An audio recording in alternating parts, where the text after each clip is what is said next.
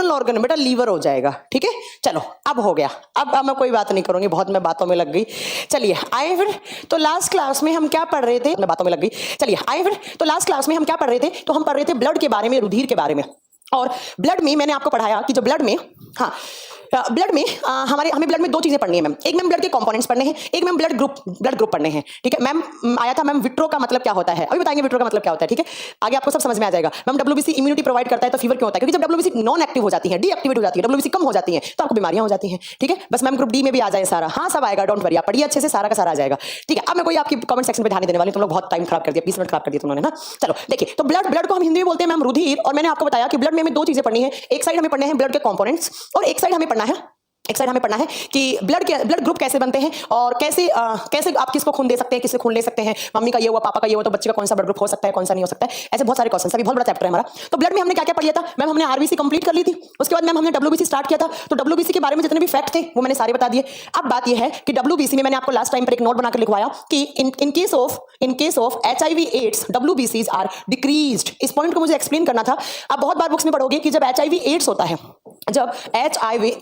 तो आपकी WBCs क्या हो जाती हैं, कम हो जाती हैं, WBC का काउंट कम हो जाता है। क्यों हो जाता है, तो वही आपको आज मुझे बताना है कि जब HIV एड्स होता है तो क्या हो जाता है, WBC कम हो जाती हैं। अब कैसे होती है, क्यों होती है, वो सारे क्वेश्चंस मैं आपके डाउट क्लियर कर देती हूँ, ठीक है। देखो पहली बात तो आपका यहाँ से एक क्वेश्चन बनता है कि जो HIV मैंने लिखा है, इस HIV की फुल फॉर्म क्या होती है। ये HIV एक वायरस का नाम है, एक इन्फेक्शन का नाम है। इस HIV की फुल फॉर्म होती है ह्यूमन इम्यूनो डेफिशिएंसी। मैंने डी का मतलब जब भी मैं डी लिखूं मत समझना, कैपिटल डी लिखूं डेफिशिएंसी, और वी का मतलब होता है virus, human immuno deficiency virus. कुछ बच्चे ना जल्दबाजी में सही करके आ जाते हैं ह्यूमन इम्यूनो वायरस, गलत हो जाएगा बच्चा आपका, ठीक है। आपको लेना है human immuno deficiency virus. Hindi में कोई अलग नाम नहीं होगा, बस वायरस के नीचे आप लिख देंगे विषाणु, ह्यूमन इम्यूनो डेफिशिएंसी विषाणु, ठीक है। आप देखो नाम से क्लियर है यहाँ पर। ह्यूमन का मतलब है मानव, इम्यूनो का मतलब है इम्यून सिस्टम, डेफिशिएंसी का मतलब होता है कमी, वायरस का मतलब होता है विषाणु। वो विषाणु जब हमारे शरीर में आएगा तो हमारे बॉडी में इम्यून सिस्टम की कमी हो जाएगी। वो वायरस जो हमारे बॉडी में अटैक करता है तो हमारे बॉडी में WBC का काउंट कम हो जाता है, क्योंकि मैम WBC तो क्या कहलाती है, इम्यून सिस्टम का पार्ट कहलाती है,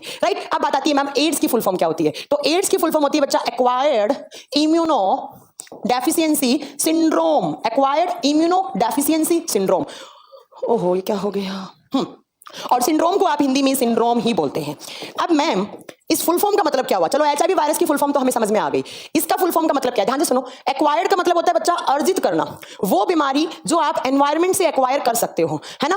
इम्यूनो का मतलब इम्यून सिस्टम, डेफिशिएंसी का मतलब कमी, सिंड्रोम का मतलब क्या होता है मैम, आपने कभी ना कभी ये सिंड्रोम टर्म सुना होगा अपनी लाइफ में कि फलाना इंसान को वो सिंड्रोम है। देखो सिंड्रोम एक तो होता है डिजीज का मतलब होता है पर्टिकुलर एक ही टाइप का इंफेक्शन आया और एक ही टाइप की आपको बीमारी हो गई, बट सिंड्रोम का मतलब होता है क्लस्टर ऑफ डिजीज, बहुत सारी बीमारियों का एक ग्रुप आ गया, एक साथ आपके बॉडी में बहुत सारी बीमारियों का एक क्लस्टर बन गया, एक ग्रुप बन गया। तो याद रखिएगा सिंड्रोम का मतलब 3 होता है साइंस की लैंग्वेज में। जहां जहां सिंड्रोम लिखा है उसका मतलब या तो होगा बीमारियों का ग्रुप ऑफ डिजीज, या मतलब होगा ऐसी बीमारी जो बाय बर्थ भी मिले, जो आपको जन्म के साथ भी मिल सकती है। तीसरा यहां पे मतलब होगा ऐसी बीमारी जिसका कोई इलाज ना हो, उसको भी सिंड्रोम कहते हैं। तो बताइएगा सिंड्रोम का मतलब है बहुत सारे बीमारियों का एक ग्रुप जो बाय बर्थ भी हो सकती है और जिसका इलाज बहुत रेयर है, उसको आप क्या बोलते हैं, उसको आप सिंड्रोम कहते हैं, राइट। अब बात आती है कि मैम ये HIV एड्स कैसे होता है, क्या होता है। देखो मैंने बोला है HIV वायरस की वजह से होता है, HIV वायरस की वजह से होता है। और ये जो वायरस है ना, ये किस फैमिली से बिलोंग करता है। देखो ये एक वायरस नहीं है, इसमें बहुत सारे वायरस का एक ग्रुप आ जाता है जो अटैक करता है आपके इम्यून सिस्टम पे, ठीक है। ये कौन सी फैमिली से आता है आप बताओगे, इसकी फैमिली का नाम है रेट्रो फैमिली। आपका पहला क्वेश्चन बन गया एग्जाम के लिए, ठीक है। क्या पूछ रहे हैं, कोई बच्चे का कमेंट है, किसका, योगेंद्र तो गुड मॉर्निंग बोल रहे हैं। योगेंद्र आप अगर क्वेश्चन मुझसे पूछ रहे हैं तो प्लीज आप हमारे मैनेजमेंट को फोन मत कीजिए कि मैम कमेंट का रिप्लाई नहीं कर रहे हैं। अगर कोई जेन्युइन क्वेश्चन मिलेगा मैं ऑटोमेटिकली इसका रिप्लाई कर दूंगी, तो प्लीज करके हमारे मैनेजमेंट को इस बात के लिए परेशान ना करें कि मैम मैं रिप्लाई नहीं कर रही हूं कमेंट का, या PDF नहीं डल रहा है। प्लीज थोड़ा सा आप सपोर्ट कीजिए, मुझे जो क्वेश्चन दिखेगा स्क्रीन पे मैं उसका रिप्लाई कर दूंगी। तो प्लीज प्लीज प्लीज हमारे मैनेजमेंट को कॉल मत कीजिए, अदरवाइज आपको मैनेजमेंट ब्लॉक कर देगा, फिर मुझे कुछ मत बोलना। मैनेजमेंट जो आपको कॉलिंग नंबर दिया वो सिर्फ इंक्वायरी नंबर है, आपकी जेन्युइन प्रॉब्लम के लिए है। ये नहीं है कि आपको कमेंट का गुड मॉर्निंग का रिप्लाई नहीं मिला तो आप जाकर उनको बोल दोगे कि मैम गुड मॉर्निंग का रिप्लाई नहीं कर रही है। प्लीज प्लीज, ठीक है। चलो देखो आपसे पूछा जाएगा कि जो HIV वायरस है वो कौन सी फैमिली से बिलोंग करता है, आप बताओगे रेट्रो फैमिली से बिलोंग करता है। और मैं आपको एक बात बता दूं, इस रेट्रो फैमिली वाले वायरस को एक ही चीज चाहिए होता है, वो क्या, उसको खून चाहिए होता है, उसको ब्लड चाहिए होता है। ये वायरस सिर्फ खून के अंदर एक्टिवेट होता है, सिर्फ आपको इसको अगर एक्टिवेट करवाना है तो प्लीज इसको आपको क्या देना पड़ेगा, खून देना पड़ेगा। तो आपके माइंड में एक बात आ गई होगी कि HIV वायरस कब होगा, जब खून का कॉन्टेक्ट खून से होगा, तब ही क्या होगा, तब HIV एड्स हो सकता है आपको। अब मैम कौन कौन से रीजन की वजह से HIV एड्स हो सकता है, तो यहां पर 4 रीजन है HIV एड्स होने के। सबसे पहला रीजन है ब्लड ट्रांसफ्यूजन। सबसे पहला रीजन है ब्लड ट्रांसफ्यूजन। ब्लड ट्रांसफ्यूजन का मतलब है, ध्यान से सुनो, मेरे बॉडी में एचआईवी वायरस है, मैंने अपना खून किसी और को दे दिया, मेरा खून उसका खून दोनों का मिलना हो गया। मेरे खून में एचआईवी वायरस थे, वो सामने वाले के खून में एचआईवी वायरस चले गए, और मेरे खून में ये एचआईवी वायरस जो रेट्रोवायरस होते हैं ना, इनका खाना, इनका फूड क्या होता है, ये खाते हैं हमारी डब्ल्यूबीसी को। अब डब्ल्यूबीसी में भी ये किसको खाते हैं, तो मैं आपको बता देती हूं कि डब्ल्यूबीसी में मेनली ये लिम्फोसाइट पर ही अटैक करते हैं। किसके ऊपर? लिम्फोसाइट के ऊपर। तो आपसे एग्जाम में क्वेश्चन पूछा जाए कि एचआईवी वायरस के समय पर हमारे बॉडी में कौन सी ब्लड सेल्स की कमी होगी, तो आप बताएंगे एचआईवी वायरस के समय हमारे बॉडी में डब्ल्यूबीसी की संख्या कम हो जाती है, और डब्ल्यूबीसी में भी कौन सा? लिम्फोसाइट, और टी लिम्फोसाइट भी आप लिख सकते हैं, टी लिम्फोसाइट की कमी हो जाती है। ठीक है, तो ब्लड ट्रांसफ्यूजन से मैम एचआईवी एड्स हो सकता है। दूसरा, इन्फेक्टेड नीडल यूज करने से, इन्फेक्टेड नीडल यूज करने से, संक्रमित सुई यूज करने से। इसका मतलब क्या है, आप हॉस्पिटल गए, तो डॉक्टर, मैं हॉस्पिटल गई, मेरी बॉडी में एचआईवी वायरस है, मेरे को डॉक्टर ने एक इंजेक्शन लगाया, सेम इंजेक्शन की जो नीडल है, जो सिरिंज है, वो किसी दूसरे को लगा दिया। नीडल के अंदर थोड़ा बहुत खून होगा, उस खून में वायरस होगा, सामने वाले का, मेरा खून उसका खून, मेरे बॉडी में एचआईवी वायरस, उसकी बॉडी में एचआईवी वायरस हो गया। ठीक है, नेक्स्ट आप बताओगे mother to child. Mother to child, मां से बच्चे में आ सकता है। अब मैम ये मां से बच्चे में कैसे आ जाता है, ये थोड़ा सा आप समझो यहां पर। ठीक है, ये समझो थोड़ा सा।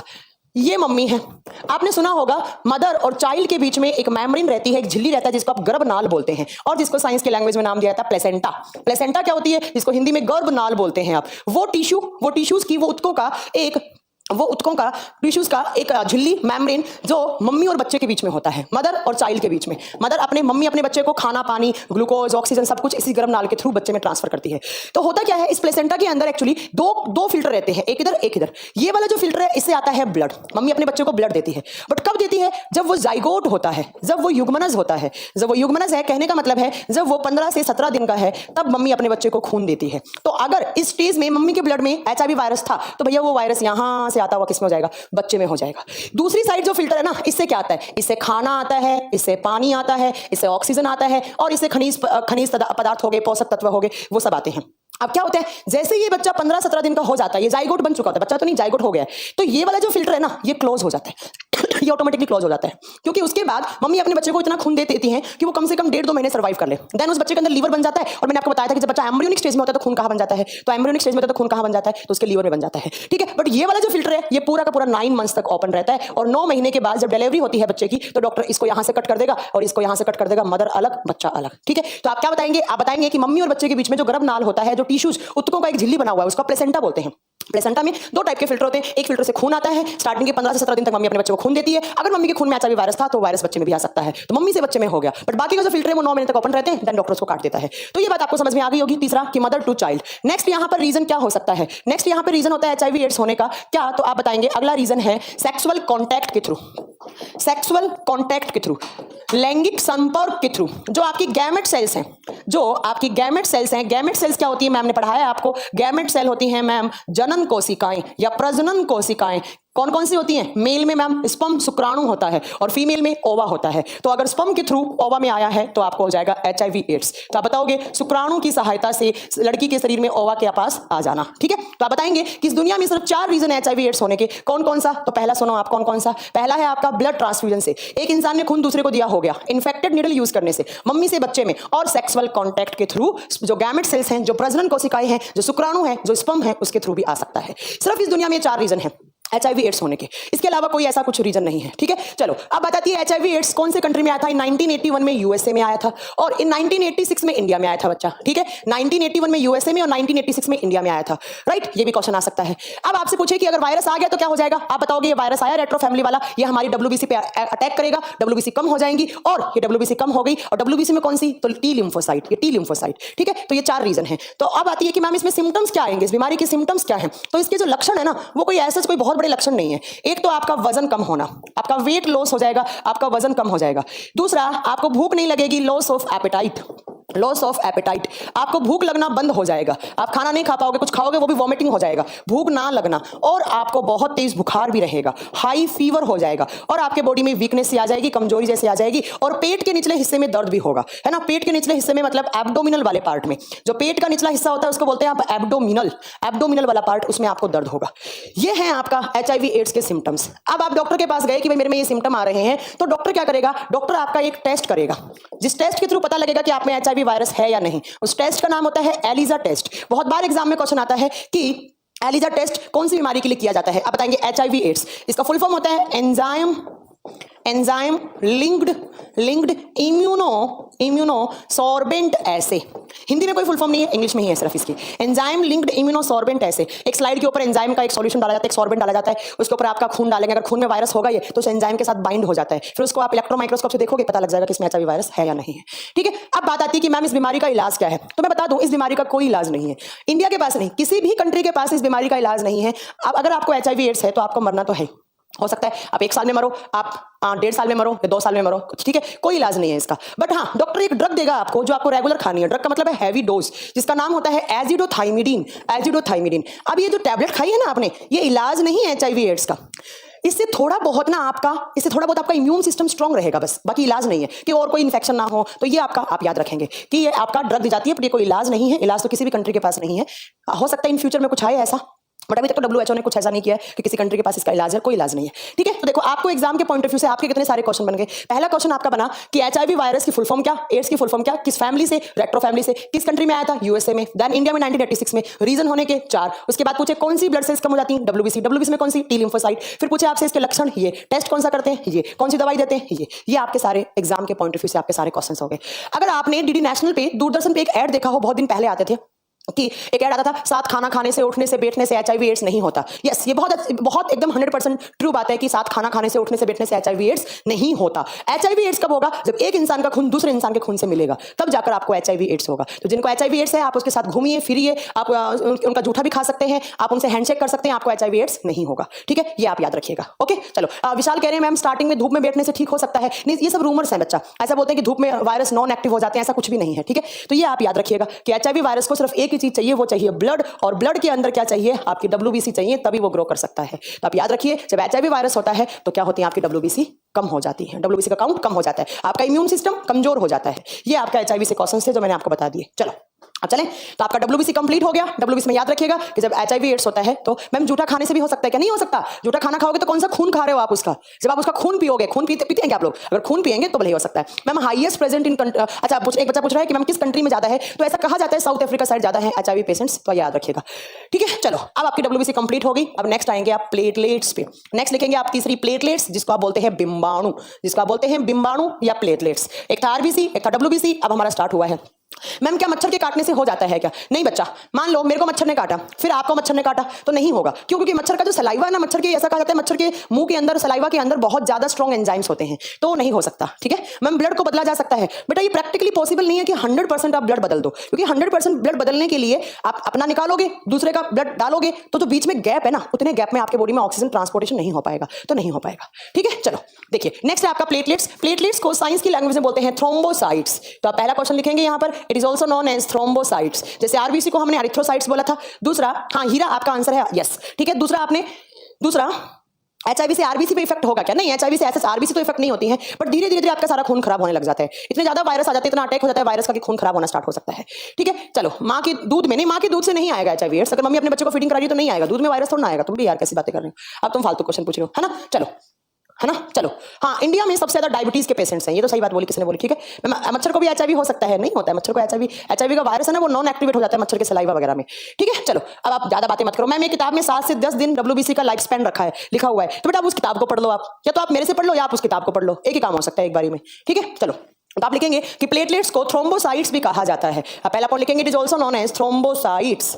ठीक है, चलो नेक्स्ट क्वेश्चन आता है कि प्लेटलेट्स कितनी होनी चाहिए। तो मैंने आपको पहली क्लास में बताया था कि प्लेटलेट्स होती हैं वो लाखों में होती हैं, तो कितनी होनी चाहिए, तो आप लिखेंगे मेल और फीमेल में, नर और मादा में, लड़के लड़की में इक्वल होती हैं। कितनी होनी चाहिए, 4.5 to 5.5 लाख पर 100 ml HB, और HB फॉर हीमोग्लोबिन। तो कहने का मतलब है मैम 100 मिलीलीटर हेमोग्लोबिन में 4.5 से 5.5 लाख होने चाहिए ऑन एन एवरेज। ठीक है, नेक्स्ट आप याद रखेंगे कि प्लेटलेट्स भी कहां बनती हैं, मैम जहां पर खून बनता है वहीं पर तो प्लेटलेट्स बनती हैं। और खून कहां बनता है, तो मैम आपने बताया था बोन मैरो में बनता है। कहां बनता है, अस्थि मज्जा में या बोन मैरो में बनता है।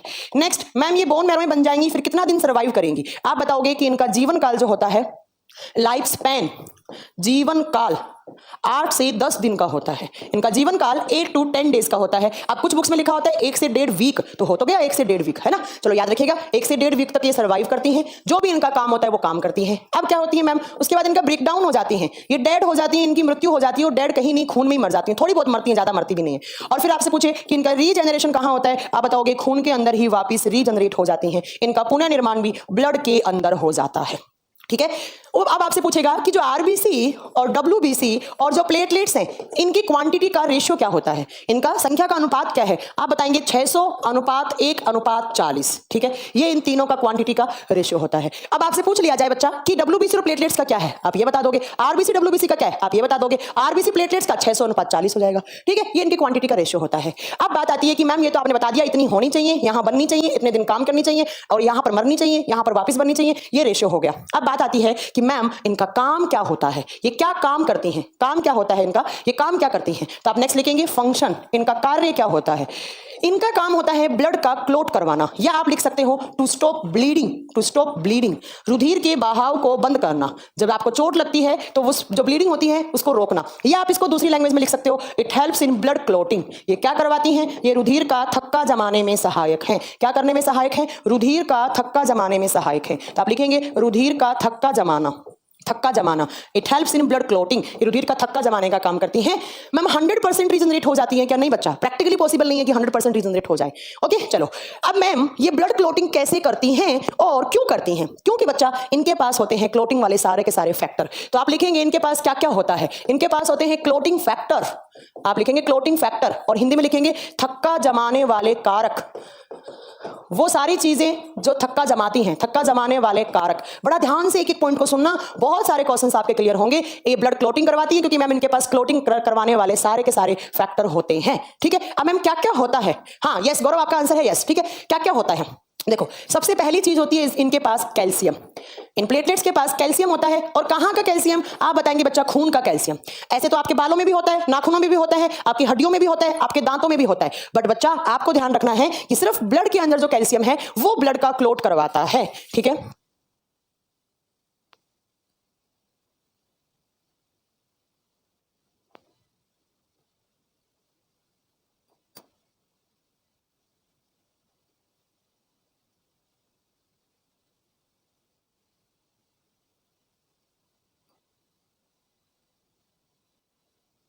हाँ जी, आप याद रखेंगे कि जो प्लेटलेट्स के पास ब्लड है उस ब्लड के अंदर जो कैल्शियम है वही करवाता है ब्लड का क्लोट, ठीक है। चलो नेक्स्ट क्या चाहिए आपको, आपको चाहिए विटामिन के, आपको चाहिए विटामिन के। और ये विटामिन के कहां से आता है, आप बताओगे हमारे लीवर से आता है, हमारे यकृत से आता है। तो आपसे एग्जाम में पूछ लिया जाए कि कौन सा विटामिन ब्लड का क्लोट करवाता है, विटामिन के is helpful in blood clotting. तीसरा मैम इनके पास होते हैं क्लोटिंग वाले प्रोटीन्स, कौन से प्रोटीन, क्लोटिंग प्रोटीन होते हैं, थक्का जमाने वाले प्रोटीन। कौन कौन से होते हैं ma'am, number 1 is thrombin, number 2 is prothrombin, prothrombin, और यहां पर होता है फाइब्रीन, लिखवाए थे ना प्लाज्मा में। नेक्स्ट फाइब्रिनोजन, सेम प्रोटीन आपको यहां याद रखने हैं। तो मैम हमें क्या क्या चाहिए ब्लड का क्लोट करवाने के लिए, हमें कैल्शियम चाहिए, कहां का कैल्शियम, ब्लड का। क्या चाहिए, विटामिन के, कहां से आएगा, हमारे लीवर ने जो सिंथेसिस कर रखा है वो आएगा, ठीक है। उसके बाद क्लोटिंग वाले प्रोटीन होने चाहिए मैम, कौन कौन से, थ्रोम्बीन, प्रोथ्रोम्बीन, फाइब्रिन, फाइब्रिनोजन। और जब ये इतनी चीज मिलेंगी तो क्या हो जाएगा, ब्लड का क्लोट हो जाएगा। तो आपसे पूछा जा सकता है कि क्लोटिंग वाले फैक्टर कौन कौन से होते हैं, आपको ये तीनों बताने पड़ेंगे, आपको तीनों का तीनों आंसर देने पड़ेंगे। आपसे कैसे ही क्वेश्चन घुमा कर पूछा जा सकता है कि कौन कौन से विटामिन करवाता है, या कौन सा कैल्शियम, ब्लड वाला कैल्शियम, एक्सेट्रा एक्सेट्रा। अब बात आती है मैम कैसे होता है ब्लड का क्लोटिंग, तो वो क्लोटिंग रिएक्शंस देख लीजिए आप कि ब्लड का क्लोटिंग होता कैसे है। तो मैं आपको बता देती हूं कि कैसे प्रोसेस होती है क्लोटिंग प्रोसेस, रुधिर का थक्का जमने की प्रक्रिया कैसे प्रोसेस होगा, ठीक है। मान लो आपको लगी चोट, आपको चोट लगी, ये आपका कोई मान लो यहाँ पर आर्टरी, वेन, कोई धमनी, सिरा, कुछ ऐसा ब्लड वेसल्स था, इसके ऊपर यहाँ पर आपको चोट लग गई, बीच में चोट लग गई, इसके अंदर क्या था मैम, खून था, और ये खून मैम ऐसे बाहर निकलना स्टार्ट हो गया। यहाँ इस पार्ट पे मैम मुझे चोट लग गई, और चोट लगी तो ऐसे मेरा खून बाहर निकल रहा है, बहुत सारा खून ऐसे बाहर निकल रहा है। अब क्या होगा, 3 से 4 या 4 से 5 मिनट आपको बहुत ब्लीडिंग होगी, और 4-5 मिनट के बाद आपका क्या प्रोसेस स्टार्ट हो जाएगा, क्लोटिंग का प्रोसेस स्टार्ट हो जाएगा। तो कभी कभी एग्जाम में क्वेश्चन आता है कि एग्जाम में बहुत बार क्वेश्चन आता है कि क्लोटिंग में टाइम कितना लगता है, आप बताओगे ऑन एन एवरेज 4 से 5 मिनट के बाद क्लोटिंग स्टार्ट हो जाती है, और 4 से 5 मिनट के अंदर ही क्लोटिंग हो जानी चाहिए, ठीक है। अब कैसे होगी, तो यहाँ चोट लगी तो मैम यहाँ पर हमारे बहुत सारे क्या टिश्यूज क्या हो गया, इंजर्ड हो गए, हमारे बहुत सारे उत्तक घायल हो गए, इस वाले पार्ट पे इंजर्ड टिश्यू आ गए बहुत सारे, कहने का मतलब बहुत सारे घायल उत्तक आ गए, मतलब जो उत्तक घायल हो गए थे चोट लगने से वो आ गए इस पोर्शन पे। तो आप बताएंगे कि सबसे पहले चोट लगी, चोट लगते इंजर्ड टिश्यू यहां पर घायल उत्तक बन गए हैं, ठीक है। और ये जो घायल उत्तक है यहां पर, अब इस घायल उत्तक पर एक चीज आएगी, क्या आएगी, ये आपका लीवर। ये लीवर तुरंत क्या बनाना स्टार्ट करेगा 3-4 मिनट के बाद। अरे भैया यार तुम लोगों में ना दिमाग कम है। राजा शर्मा कह रहे हैं मैम आपने लास्ट क्लास में बताया था कि प्लाज्मा ब्लड क्लॉटिंग करवाता है, तो भैया प्लाज्मा ब्लड का ही पार्ट है और प्लेटलेट्स भी किसका पार्ट है, ब्लड का ही पार्ट है। अगर आपसे पूछे कौन सा लिक्विड मीडियम ब्लड क्लॉटिंग करवाता है, आंसर प्लाज्मा हो जाएगा। आप मेरी क्लास में दिमाग खोल के बैठा करें राजा शर्मा, ठीक है। फिर पूछे कौन सी ब्लड सेल्स ब्लड क्लॉटिंग करवाती है, प्लेटलेट्स, बस यार, ठीक है। चलो तो यहां से जैसे आपके इंजर्ड टिश्यू आए, घायल उत्तक हो गए, अब क्या होगा बच्चा, आपका लीवर यहां से स्टिमुलेट होगा और लीवर भेजेगा, क्या भेजेगा, विटामिन के भेजेगा। कौन सा विटामिन, विटामिन के आ गया मैम इनको, ठीक है। चलो नेक्स्ट, यहां से इधर से आएंगे आपकी ब्लड प्लेटलेट्स, इधर से आएंगे आपकी ब्लड प्लेटलेट्स चल के, ये आपका है, यहां से आई आपकी ब्लड प्लेटलेट्स। और प्लेटलेट्स के अंदर क्या है मैम जी, प्रोटीन है सारे, है ना। तो मैम ये आपका चोट लगने वाला स्थान, इस चोट लगने वाले स्थान पर इधर से ब्लड प्लेटलेट्स आई, इधर से आपके लीवर ने क्या दे दिया, विटामिन के दे दिया, विटामिन के दे दिया, ठीक है। चलो अब क्या होगा, अब जब विटामिन के और प्लेटलेट्स मिलते हैं तो इस स्टेज को कहा जाता है थ्रोम्बोप्लास्टिन। इसको क्या कहा जाता है, थ्रोम्बोप्लास्टिन। एक बच्चे ने थोड़ी देर पहले ही बोला था कि मैम थ्रोम्बोप्लास्टिन क्या होता है, तो मुझे लगता है कि आपको आंसर मिल गया होगा। तो आप बताएंगे जो वो स्थान जहां पर चोट लगी है, जहां पर विटामिन के आ गया, ब्लड प्लेटलेट्स आ गया, उसको बोलते हैं फिर थ्रोम्बोप्लास्टिन हो गया। अब जैसे ही थ्रोम्बोप्लास्टिन हो जाएगा, इनका मिक्सचर बन गया, मिक्सचर बनते ही बच्चा क्या होगा, अब आएगा कैल्शियम। अब आएगा इस थ्रोम्बोप्लास्टिन के पास क्या आएगा, कैल्शियम आएगा मैम। और ये कैल्शियम क्या करेगा, जो आपका प्रोथ्रोम्बिन प्रोटीन है, अभी बताया मैंने एक प्रोटीन होता है प्रोथ्रोम्बिन प्रोटीन, प्रोथ्रोम्बिन सेम नाम हिंदी में है तो मैं इसलिए लिख नहीं रही हूं। और ये कैल्शियम आकर इस प्रोथ्रोम्बिन की प्रेजेंस में, यहां पर कैल्शियम आया तो इस प्रोथ्रोम्बिन को किस में कन्वर्ट कर देगा मैम, थ्रोम्बिन में कन्वर्ट कर देगा। ये जो प्रोथ्रोम्बिन है ना वो इनएक्टिव है, वो एक्टिवेट नहीं है, और कैल्शियम क्या करेगा, इसको एक्टिव कर देगा। और बच्चा यकीन करो बहुत बार एग्जाम में ये क्वेश्चन पूछा हुआ है कि प्रोथ्रोम्बिन को थ्रोम्बिन में एक्टिवेट कौन करता है, क्लोटिंग प्रोसेस के दौरान। आप क्या बताएंगे मैम, कैल्शियम प्रोथ्रोम्बिन एक प्रोटीन है जो नॉन एक्टिव है, उसको थ्रोम्बिन में कन्वर्ट कर देता है। अब क्या होगा, तो पहली रिएक्शन तो ये हो गई, तो एक तो आ गया आपके पास क्या, थ्रोम्बिन आ गया, ये प्रोटीन आ गया। अब इसके बाद क्या होगा, नेक्स्ट स्टेज पे होगा जो आपका फाइब्रिनोजन प्रोटीन है ना, वो कन्वर्ट हो जाएगा किसमें, फाइब्रिन में।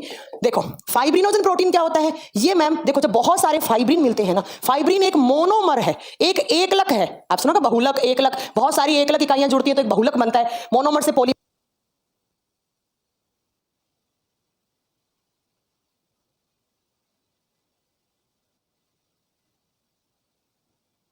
एकलक है। आप सुना का बहुलक, एकलक, बहुत सारी एकलक इकाइयां जुड़ती है तो एक बहुलक बनता है, मोनोमर से पॉलीमर बनता है। ये एक पॉलीमर है ना, और ये एक मोनोमर है। तो फाइब्रिनोजन प्रोटीन बहुत सारे फाइब्रिन से मिलकर बना हुआ है। हाँ मैं रिपीट कर दूंगी, थोड़ा रुक जाइए आप, ठीक है।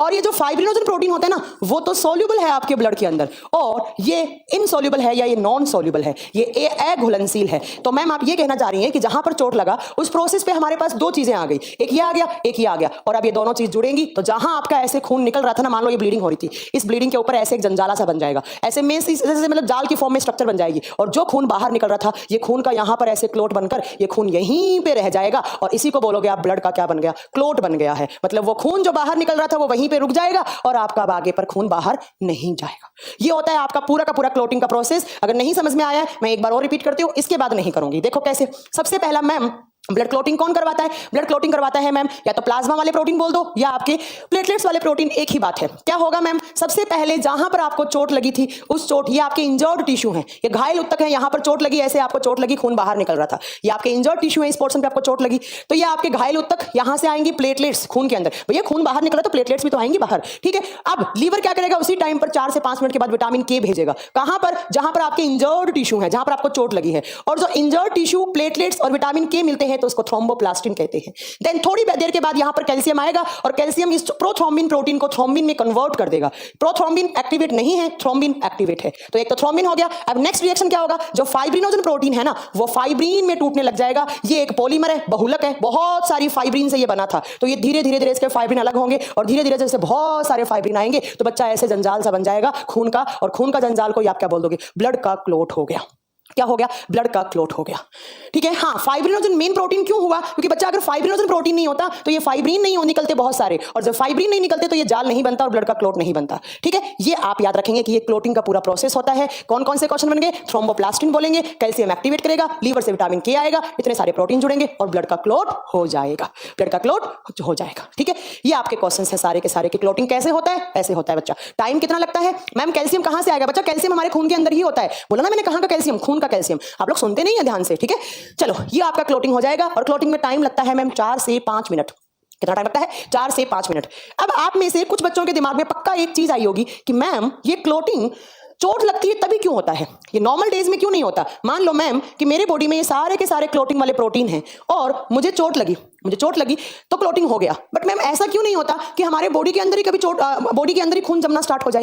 भाई पॉइंट तो वैलिड है, ये सारी चीजें कहाँ है, प्रोटीन कैल्शियम विटामिन के सब खून के अंदर है, तो मैम अंदर ही खून का क्लोट क्यों नहीं जम जाता कभी भी, हमारी नसों में जो खून दौड़ रहा है वो दौड़ क्यों रहा है, वो अंदर क्यों नहीं जम सकता। ठीक है, तो आप बताएंगे क्योंकि हमारे खून के अंदर एक होता है एंटी क्लोटिंग फैक्टर। क्या होता है, एंटी क्लोटिंग फैक्टर होता है। और कौन सा, आप बताएंगे अंदर खून क्यों नहीं जमता, क्योंकि हमारे खून के अंदर क्या होता है, हिपैरिन होता है। क्या होता है, हिपैरिन, और ये हिपैरिन अंदर ही खून को जमने नहीं देता है। ठीक है, तो याद रखिएगा, कभी कभी एग्जाम में बहुत बार क्वेश्चन आता है कि मनुष्य के शरीर के अंदर खून का थक्का क्यों नहीं जमता। आप बताओगे कि मनुष्य के शरीर के अंदर हिपैरिन होता है, और ये हिपैरिन कौन बनाता है, मैम आपने पढ़ाया था हमें, थोड़ा बहुत अमाउंट तो बेसोफिल्स बनाती हैं और कुछ हिपैरिन लीवर द्वारा प्रोड्यूस भी किया जाता है। तो मैम आप ये कहना चाह रही हैं कि हमारे बॉडी में हिपैरिन है इसलिए हमारा खून नहीं जमता, बट बच्चा अगर किसी में एक हिपैरिन की कमी हो जाएगी तो उस इंसान में मानो ऐसे खून जा रहा था, ये खून दौड़ रहा था, समझे, मेरी नसों में इसका खून दौड़ रहा है, तो ये खून दौड़ रहा है आपका, बट अगर जिस दिन इसमें हिपैरिन ने दौड़ना बंद कर दिया ना, उस दिन क्या होगा, ऐसे अंदर ही जाला बन जाएगा, ऐसे ब्लड का क्लॉट बन जाएगा, आपकी नसें फट जाएंगी, आपकी नसें क्या हो जाएंगी, फट जाएंगी बच्चा, और नसें फट जाएंगी उस चीज को बोलते हैं थ्रोम्बोब्लास्टिस, उसको बोलते हैं थ्रोम्बोब्लास्टिस। अंदर ही क्लॉट बन गया रुधिर का, आपकी नसों के ऊपर प्रेशर डलेगा, आपकी नसें फट जाएंगी। ठीक है, यस, ये प्रोटीन है हिरेंद्र, मैंने लिखा तो है एंटी क्लोटिंग फैक्टर, और ये प्रोटीन की फॉर्म में होता है बच्चा, और इसको कौन बनाता है, बेसोफिल्स या लीवर। इसको अपनी कॉपी में जब भी लिखो स्टार करके लिखेगा, कि एग्जाम में, सीजीएल के एग्जाम में बहुत बार पूछा हुआ क्वेश्चन है कि मनुष्य के शरीर के अंदर क्लोटिंग क्यों नहीं होती, because the presence of heparin protein. ठीक है, चलो हो गया मैम। अब आपने कभी सुना होगा, हाँ एक बच्चा बोल रहा है मैम जब हिपैरिन की कमी हो जाएगी तो क्या हो जाएगा। अगर आपके बॉडी में हिपैरिन की कमी हो गई, मान लो कोई भी रीजन से हिपैरिन की कमी हो गई है ना, अब क्या होगा, हाँ ब्रेन हैमरेज ऐसे ही होता है दीपा शर्मिश्रा, जब आपके बॉडी के खून, आपके ब्रेन के अंदर खून जमने लग जाता है तो ब्रेन हैमरेज का एक चांसेस यही बनता है। हिपैरिन की कमी होती है तो डॉक्टर आपको देते हैं बच्चा आर्टिफिशियल हिपैरिन। आपको क्या देते हैं, आर्टिफिशियल हिपैरिन देते हैं, कृत्रिम हिपैरिन देते हैं आपको। डॉक्टर बोलेंगे देखिए आपकी बॉडी के अंदर हिपैरिन की कमी हो गई है, अब आपको आर्टिफिशियल हिपैरिन देना पड़ेगा। आर्टिफिशियल हिपैरिन क्या होता है, उसका नाम होता है हीरुडिन। क्या नाम होता है बच्चा, हीरुडिन। और ये हीरुडिन किससे बनता है, तो it is produced by saliva of leech. Leech समझते हैं, लीच देखिए आपने, जोंक के लार में पाया जाता है। कहां पाया जाता है, जोंक के लार में। तो आप याद रखिएगा जब हमारे बॉडी में किसी दिन हिपैरिन की कमी हो जाती है तो आपको डॉक्टर हीरोडिन देगा, और वो लीच जो होती हैं, जो जोंक होती हैं, उनके लार में, उनके सलाइवा में पाया जाता है। ये तो बात होगी जब हमारे बॉडी में हिपैरिन की कमी होती है तब। एक बड़ा अच्छा क्वेश्चन और आता है, चाहे आप केमिस्ट्री का मानो चाहे आप बायोलॉजी का मानो, क्वेश्चन आता है कि ब्लड बैंक में जब आपने खून दिया किसी को तो ब्लड बैंक में खून जमता क्यों नहीं है, ब्लड बैंक में खून जमता क्यों नहीं है। भाई हमारे बॉडी में तो क्या था, हमारे बॉडी में तो हिपैरिन था तो वो जमने नहीं देता है, बट अब क्वेश्चन आता है कि मैम हमारे बॉडी में तो हिपैरिन था तो जमने नहीं दिया। अब बात आती है कि ब्लड बैंक में खून क्यों नहीं जमता। कभी आपने खून जमा देखा, खून की कभी बर्फ जमी हुई देखी है, कभी नहीं देखेंगे आप, क्योंकि ब्लड बैंक में 2 केमिकल कंपाउंड यूज होते हैं। कौन कौन से, पहला है कैल्शियम, पहला आप लिखेंगे यहां पर कैल्शियम सिट्रेट। आप बताएंगे कि ब्लड बैंक में खून के अंदर कैल्शियम सिट्रेट, या दूसरा सोडियम ऑक्जिलेट डाला जाता है, सोडियम ऑक्जिलेट। ये दोनों क्या करते हैं, ब्लड बैंक में खून को जमने नहीं देते हैं। ठीक है, और एक अच्छा ब्लड अगर मैं बताऊं तो वो मतलब 40 से 45 दिन तक का ही एक अच्छा खून होता है, उसके बाद हो सकता है थोड़ा बहुत चांसेस हो जाए खून खराब होने के। ठीक है, ये आप याद रखिएगा कि ब्लड बैंक में इसलिए नहीं जमता क्योंकि इसके अंदर 2 केमिकल कंपाउंड रासायनिक यौगिक यूज होते हैं, पहला कैल्शियम सिट्रेट, दूसरा सोडियम ऑक्जिलेट। ये हमारे बॉडी में हीरोडिन कब देते हैं, जब हिपैरिन की कमी होती है। तो ये आपके प्लेटलेट से कुछ क्वेश्चंस थे जो मैंने आपको बता दिया है। मैम एमजी क्या करता है, एमजी का यहाँ कोई काम नहीं होता है। ठीक है, चलो ये आपका प्लेटलेट से सारे पॉइंट्स हो गए। अब बात आती है ma'am disease of platelets. Platelets की वजह से बीमारियां कौन कौन सी हो सकती हैं, बिंबाणुओं की बीमारी प्लेटलेट्स की वजह से कौन कौन सी बीमारियां हो जाती हैं, बिंबाणु की बीमारी। मतलब प्लेटलेट्स कम हो गया तो क्या और ज्यादा हो गया तो क्या। देखो अगर आपके बॉडी में प्लेटलेट्स की कमी हो जाती है, पीएल की कमी हो जाती है, आप बताओगे प्लेटलेट्स की कमी, तो ma'am no blood clotting, blood का क्लॉट नहीं जमेगा मैम और ब्लीडिंग नहीं रुकेगी, खून ज्यादा निकल जाएगा और आप मर जाओगे मैम बिना खून के। तो याद रखिएगा प्लेटलेट्स की कमी होने से या तो क्लॉटिंग में टाइम ज्यादा लग जाता है, बट या तो प्लीज धर्मवीर सिंह को यहां से ब्लॉक कीजिए, प्लीज धर्मवीर सिंह को यहां से ब्लॉक कीजिए, इनको थोड़ा लेवल और चाहिए, इससे ज्यादा लेवल नहीं मिल सकता इनको, इनको यहां से ब्लॉक कीजिएगा।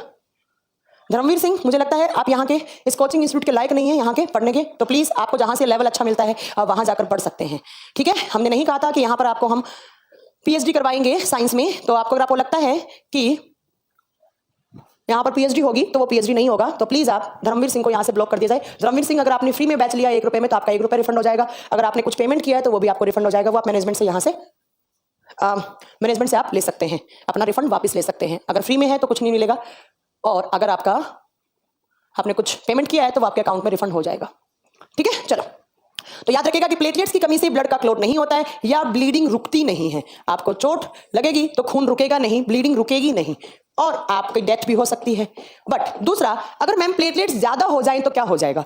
अगर मैम प्लेटलेट्स की संख्या ज्यादा हो जाए, प्लेटलेट्स की संख्या ज्यादा हो जाए, अंदर ही अपने बॉडी में प्लेटलेट्स ज्यादा बन जाए तो क्या हो जाएगा। जब प्लेटलेट्स ज्यादा होती हैं, जब प्लेटलेट्स ज्यादा हो जाती है बच्चा, तो स्टेज को बोलते हैं थ्रोम्बोब्लास्टिस, उसको बोलते हैं थ्रोम्बोब्लास्टिस। और थ्रोम्बोब्लास्टिस का मतलब है clotting inside the human body, clotting inside the human body. अंदर ही थ्रोम्बोब्लास्ट का मतलब यहां पर होता है फॉर्मेशन होना, clotting inside the human body. हमारे शरीर के अंदर ही क्लॉट बन जाता है, हमारे शरीर के अंदर ही क्लॉट बन जाएगा और आपकी डेथ भी हो सकती है, ब्लड सर्कुलेशन रुक सकता है और आप मर सकते हो। धर्मवीर सिंह कह रहे हैं मैम एग्जाम के लेवल में अच्छे क्वेश्चन आते हैं। आप किस एग्जाम के लिए प्रिपेयर कर रहे हैं धर्मवीर सिंह, क्या मुझे बता सकते हैं कि आप किस एग्जाम के लिए प्रिपेयर कर रहे हैं। मुझे ऐसा क्यों लग रहा है धर्मवीर सिंह कि आप किसी कोचिंग में पढ़ाते हैं, आप टीचर हैं और आपने ये बैच परचेज कर रखा है।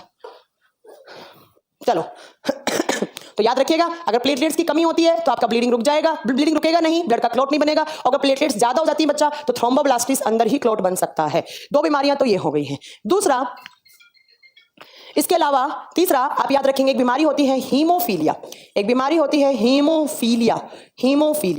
अब इसमें क्या होता है, इससे 3-4 क्वेश्चन आते हैं जो आपको याद रखने हैं। हीमोफीलिया, कभी ना कभी आपने इसका नाम पक्का सुना होगा, है ना, कभी ना कभी आपने इसका नाम। तो धर्मवीर सिंह अगर आप एनटीपीसी के लिए प्रिपेयर कर रहे हैं ना, तो शायद आपको इस मार्केट में कोई भी यहां से इतना अच्छा लेवल नहीं देता होगा, ठीक है। और बाय बाय धर्मवीर सिंह, आपका टाइम्स कोचिंग के साथ इतना ही सफर था और मुझे उम्मीद है आप दूसरी ईमेल आईडी से ये बैच ना परचेज करें। सज्जन इधर आइएगा, धर्मवीर सिंह को ब्लॉक कीजिएगा। मैडम साइंस स्पेशल फोर्स से धर्मवीर सिंह के नाम के लड़के को ब्लॉक कर दीजिए, और कोई और भी बैच ले रखा है तो आप उसको भी वहां से ब्लॉक कर दीजिए। ये वाले हाँ रेलवे एनटीपीसी जिसने लिखा है इसको ब्लॉक कर दीजिएगा। चलो उम्मीद है मुझे धर्मवीर सिंह दूसरी ईमेल आईडी से ये बैच ना परचेज करें। चलो आइए दूसरा, हीमोफीलिया क्या होता है। आप पहला पॉइंट याद रखेंगे, it is a genetic disease, it is a genetic disease, या यह एक आनुवंशिक बीमारी है, आनुवंशिक रोग है। अब आनुवंशिक का मतलब क्या होता है मैम, एक पीढ़ी से दूसरी पीढ़ी में ट्रांसफर होने वाला, एक पीढ़ी से दूसरी पीढ़ी में ट्रांसफर होने वाला बीमारी को कहा जाता है जेनेटिक डिजीज या आनुवंशिक रोग। दूसरा, इस बीमारी का नाम होता है रॉयल डिजीज, इसको बोलते हैं आप रॉयल डिजीज या इसको बोलते हैं आप शाही बीमारी, क्योंकि ये ऐसा कहा जाता है रॉयल फैमिली में हुई थी सबसे पहले। और रॉयल फैमिली किसकी फैमिली, तो क्वीन विक्टोरिया की फैमिली में हुआ, जो क्वीन थी क्वीन विक्टोरिया उसकी फैमिली में हुआ था, ऐसा बोला जाता है। इसको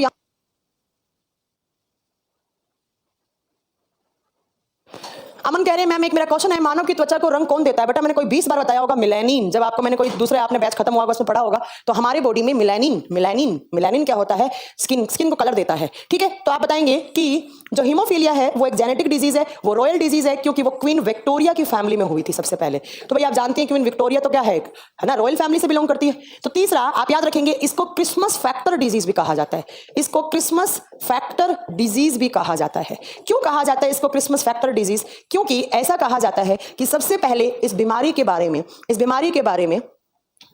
सबसे पहले इस बीमारी के बारे में 25 दिसंबर को पता लगा था कि ऐसी भी कोई बीमारी होती है, और इस बीमारी को बोलते हैं आप क्या, हीमोफीलिया। तो 25 दिसंबर को आप क्रिसमस मनाते हैं तो क्रिसमस कारक डिजीज बोलते हैं इसको, तो हिंदी में लिखेगा इसको क्रिसमस कारक रोग भी कहा जाता है।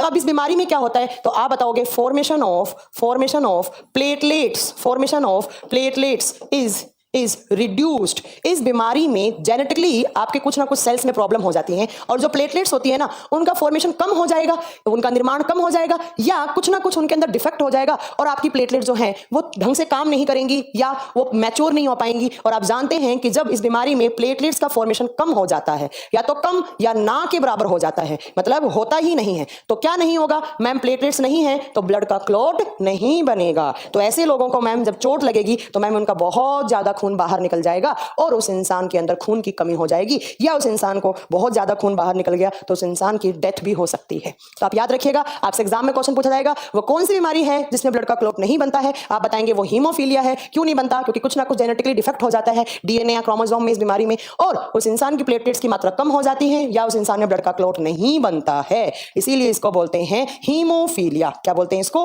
हीमोफीलिया।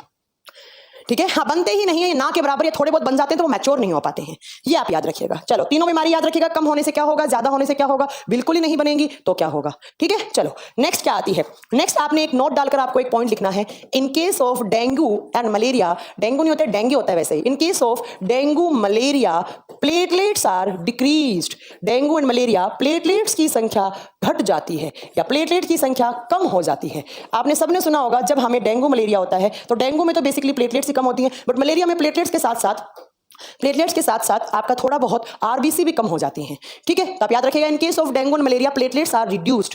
अब मैम क्यों होती हैं तो इसके लिए आपको थोड़ा डेंगू मलेरिया के बारे में बातें पता होना चाहिए। पहला है डेंगू। डेंगू जिसको हिंदी में बोलते हैं आप हड्डी तोड़ बुखार। क्या बोलते हैं आप? हड्डी तोड़ बुखार। हड्डी तोड़ बुखार। और दूसरा एक साइड लिखेंगे आप मलेरिया। मलेरिया, ठीक है, मलेरिया को मलेरिया बोलेंगे हिंदी में। अब बात आती है मैम डेंगू क्यों होता है। जब आपके बॉडी में एक पैथोजन अटैक करता है तो आपको डेंगू होता है ना। तो आप डेंगू में लिखेगा पहला पैथोजन।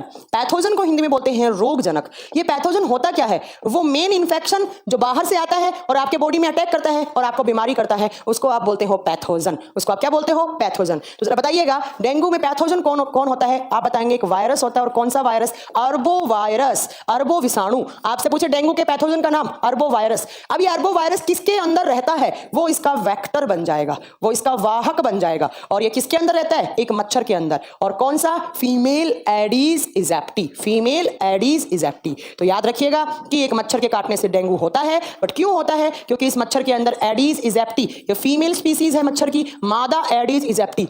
जब ये काटेगा आपके बॉडी में अर्बो वायरस आएगा और ये अर्बो वायरस क्या करेगा? धीरे धीरे धीरे धीरे आपके बॉडी में प्लेटलेट्स की संख्या क्या कर देगा? कम कर देगा। प्लेटलेट्स को मारने या प्लेटलेट्स को खाने लग जाता है और जिससे आपके बॉडी में प्लेटलेट्स की संख्या क्या हो जाती है?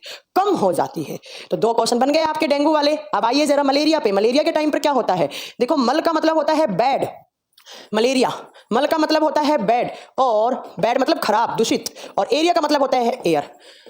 कचरे के डिब्बे के पास, है ना, या कीचड़ पड़ा है या पानी की टंकी है, उसके आसपास जो मच्छर रहते हैं उनमें क्या रहता है? आपका मलेरिया वाला मच्छर रहता है। ठीक है, चलो, तो अब मलेरिया में क्या होता है? मलेरिया के पैथोजन का नाम क्या होता है? तो याद रखिएगा मलेरिया एक प्रोटोजोआ से होने वाली बीमारी है। मलेरिया किससे होता है? प्रोटोजोआ से। कौन सा प्रोटोजोआ? आप नाम बताएंगे। प्लाज्मोडियम नाम का। कौन सा? प्लाज्मोडियम। और ये क्या है मैम? ये एक प्रोटोजोआ है मैम। आप प्रोटोजोआ क्या होते हैं बच्चा? तो अगर आपको नहीं समझ में आता है अभी, आप छोड़ सकते हैं, स्किप कर सकते हैं, क्योंकि जब मैं एनिमल किंगडम पढ़ाऊंगी तो बड़ा अच्छे से पढ़ाऊंगी। ठीक है, प्रोटोजोआ को हिंदी में प्रोटोजोआ ही बोलते हैं। तो एग्जाम में क्वेश्चन आता है कि मलेरिया किससे होता है? प्रोटोजोआ, जबकि डेंगू वायरस से होता है। अब ये प्लाज्मोडियम किसके अंदर रहता है? वो उसका वेक्टर हो जाएगा, वो उसका वाहक हो जाएगा। और ये किसके अंदर रहता है? आप बताओगे। ये फीमेल एनोफ्लीज, फीमेल एनोफ्लीज नाम के मच्छर में होता है। मादा एनोफ्लीज नाम के मच्छर में है, एनोफ्लीज। और ये मच्छर कहाँ रहता है? कूड़े कचरे का डिब्बा है, उससे गंदी सी हवा निकल रही है, उस हवा के अंदर कीचड़ पड़ा है, उसके अंदर घर के ऊपर टैंक है, उसकी सफाई नहीं करवाई आपने, उसके अंदर, है ना। तो जैसे ही ये आपको इस मच्छर ने काटा, आपके बॉडी में प्लाज्मोडियम आया, और ये प्लाज्मोडियम किसकी संख्या कम कर देगा? मैम ये प्लाज्मोडियम प्लेटलेट्स का काउंट कम कर देगा। बट प्लेटलेट्स के साथ साथ मैं आपको बता दूं,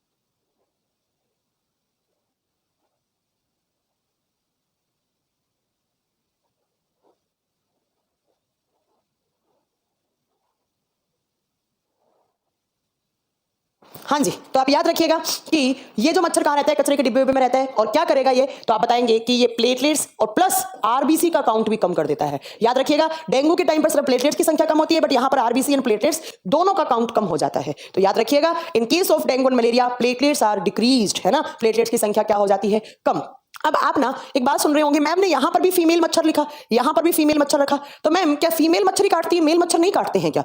तो मैं आपको इसका रीजन बता दूं कि जो फीमेल मच्छर हैं वो ज्यादा काटते हैं, वो हम लोगों पे ज्यादा अटैक करते हैं। क्यों? क्योंकि फीमेल मच्छर जब प्रेग्नेंट होती है ना, जब वो उनके वोम्ब में, उनके गर्भाशय में क्या होता है, जब उनके गर्भाशय में मतलब बच्चा बन रहा होता है, उनका एग बन रहा होता है, तो जब एग बन रहा होता है तो अपने बच्चे को लालन पोषण के लिए, अपने बच्चे में न्यूट्रिशन के लिए हमारा खून पीती हैं, क्योंकि हमारे खून में ग्लूकोज, कार्बोहाइड्रेट, प्रोटीन्स या सारे के सारे न्यूट्रिएंट मिनरल्स होते हैं। तो ऐसा कहा जाता है कि जो फीमेल मॉस्किटोज होती है, जब वो प्रेग्नेंट होती हैं और अपने बच्चे का लालन पोषण करने के लिए वो ज्यादातर हम लोगों का खून पीती हैं और हम लोगों पर अटैक करती हैं ताकि उसके बच्चे का लालन पोषण हो पाए। अब बात आती है कि मैम मेल मच्छर फिर कैसे सर्वाइव करते हैं? तो जो मेल मच्छर होते हैं ना, वो अपनी फीडिंग कहां से लेते हैं, वो अपना खाना कहां से खाते हैं? तो आप बताओगे फ्लावर सैप से लेते हैं। जो फूल होता है, फूल के अंदर से थोड़ा सा जो लिक्विड निकलता है, उस लिक्विड के अंदर भी सारे के सारे न्यूट्रिएंट्स होते हैं। तो जो मेल मच्छर है वो पुष्प से या फूलों के ऊपर जो शाखाएं होती हैं छोटी छोटी, उसके अंदर उससे क्या ले लेता है, अपना खाना ले लेता है। बट जो फीमेल मॉस्किटो होती है वो हमारे ह्यूमन बींग्स पे ज्यादा अटैक करती हैं। तो ये आपका था प्लेटलेट्स। दीपक कुमार, मैंने आंसर दे दिया है कि मैम फीमेल मॉस्किटो ही क्यों ब्लड पीती हैं, for the development of their embryo, या आप एग बोल सकते हैं, अपने एग को लालन पोषण देने के लिए हमारा खून पीती हैं। और मेल कहां से लेते हैं, आप बताओगे फूलों के सैप से, फूलों की बड से, फूलों की शाखाओं से। फूल वगैरह पर बैठ जाते हैं तो वहां पर फूल के अंदर क्या होता है, जो लिक्विड निकलता रहता है, या फूल के ऊपर बैठते हैं तो उसको सक कर लेते हैं फूल में लिक्विड को, तो उसमें न्यूट्रिशन होता है, वो वहां से खाना अपना ले लेते हैं। या कचरे के डिब्बे में या कीचड़ में, इन सब के अंदर जो थोड़ा बहुत न्यूट्रिशन होता है वो वहां से ले लेते हैं। ठीक है, ये आपका ब्लड का आज एक पार्ट कंप्लीट हो गया। एक पार्ट में आपने क्या पढ़ा, तो ब्लड के अंदर जितने भी कंपोनेंट्स होते हैं वो सारे आपने पढ़ लिए। ठीक है, RBC, WBC, platelets and plasma आपका कंप्लीट हो गया। अब आप दूसरा लिखेंगे यहां पर ब्लड का दूसरा पार्ट, जिसको बोलते हैं आप ब्लड ग्रुप। दूसरा आप लिखेंगे ब्लड ग्रुप। ब्लड ग्रुप को हिंदी में बोलेंगे रुधिर समूह। ब्लड ग्रुप, रुधिर समूह। कितने ब्लड ग्रुप होते हैं, कौन किसको खून डोनेट कर सकता है, कौन किससे खून ले सकता है, ऐसे सारे आपके क्वेश्चंस। क्या आप मुझे बता सकते हैं कितने ब्लड ग्रुप होते हैं? आप में से कुछ बोलेंगे 8 होते हैं, कुछ बोलेंगे 4 होते हैं, कुछ बोलेंगे 10 होते हैं, कुछ बोलेंगे 2 होते हैं। मैं आपको बता दूं, आप बताएंगे मैम ब्लड ग्रुप में हमारा ह्यूमन बींग्स का जो ब्लड आता है वो कौन से सिस्टम में आता है, वो एबीओ सिस्टम में आता है, एबीओ तंत्र में आता है। और एबीओ सिस्टम में टोटल कितने ब्लड ग्रुप होते हैं? आप बताओगे इसके अंदर 8 ब्लड ग्रुप होते हैं। तो आपसे कोई पूछे कितने ब्लड ग्रुप होते हैं, आप बताएंगे हमें नहीं पता। क्यों नहीं पता? क्योंकि मैम हम हैं ह्यूमन बींग्स, हम हैं ह्यूमन बींग्स, और ह्यूमन बींग्स का जो ब्लड ग्रुप आता है वो एबीओ सिस्टम में आता है, और एबीओ सिस्टम में टोटल कितने होते हैं? 8 ब्लड ग्रुप होते हैं। ठीक है, ये आप याद रखेंगे। जबकि ऐसे इस यूनिवर्स में टोटल 55 सिस्टम्स हैं। आपने कभी सुना है गाय का ब्लड ग्रुप क्या है, भैंस का क्या है, बकरी का क्या है? तो आप ये नहीं बोल सकते कि टोटल 8 ब्लड ग्रुप होते हैं। आप ये बोल सकते हैं कि बहुत सारे सिस्टम्स हैं, उन सिस्टम में एक सिस्टम है एबीओ सिस्टम, जिसके अंदर हमारा ब्लड ग्रुप आता है, और उसको बोलते हैं, उसके अंदर कितने आते हैं? 8 ब्लड ग्रुप आते हैं। अब ये 8 कौन कौन से होते हैं? एक होता है ए पॉजिटिव, एक होता है ए नेगेटिव, एक होता है बी पॉजिटिव।